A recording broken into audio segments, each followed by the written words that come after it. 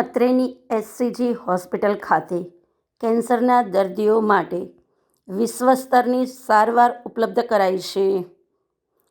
Image guideline radiation therapy વિશેની જાણકારી આપવા પત્રકાર પરિષદનું આયોજન કરવામાં આવ્યું હતું.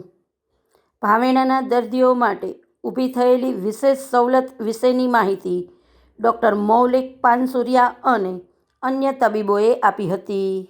કહેવાય રેડિયેશન, જેને કહેવાય IGRT, image guided radiotherapy. HCG hospital ભાવનગરમાં જે આપણી પાસે રેડિયેશનનું મશીન છે, એ મશીન ફૂલ્લી ઇક્વિપ્ડ મશીન છે, જેમાં દરેક ટેકનિકથી અત્યાર સુધીની જે સૌથી લેટેસ્ટ ટેકનિક છે IGRT, એનાથી પણ આપણે સારવાર કરી શકીએ છીએ. તો વોટ ઇઝ IGRT? શું છે IGRT? એ હતી કે જે પણ માછલીની આંખમાં તીર મારી શકે, બરાબર, એની સાથે દ્રૌપદીનો વિવાહ થશે.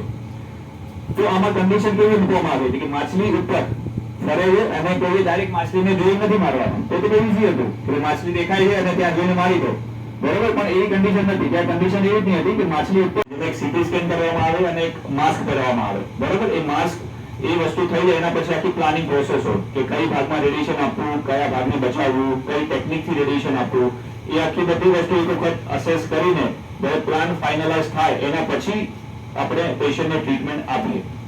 તો IGRTમાં બેસિકલી કેવું હોય કે જ્યારે એક વખત પેલું ઓન કરતું ને માટે કે આપણે છેલ્લા 2018 થી એચસીજી હોસ્પિટલ ભાવનગરમાં રેડિયેશન થેરાપી ચાલુ છે.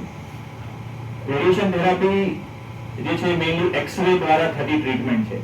આપણે જનરલી છાતીના એક્સરે, સીટી સ્કેન આપણે કરાવતા હોઈએ, એમાં જે એક્સરે યુઝ થાય છે એના દ્વારા આપણે કેન્સરની સારવારમાં પણ એનો ઉપયોગ થાય છે, બરાબર. તો એના માટેનું જે મશીન છે એને લિનિયર એક્સેલરેટર, અને રેડિયેશનમાં મેઇન વસ્તુ જે છે કઈ ટેકનિકથી તમે રેડિયેશનની ડિલિવરી કરો છો એ સૌથી વધારે નક્કી કરશે કે પેશન્ટને આડઅસરો કેટલી અને કેટલા પ્રમાણમાં આવશે.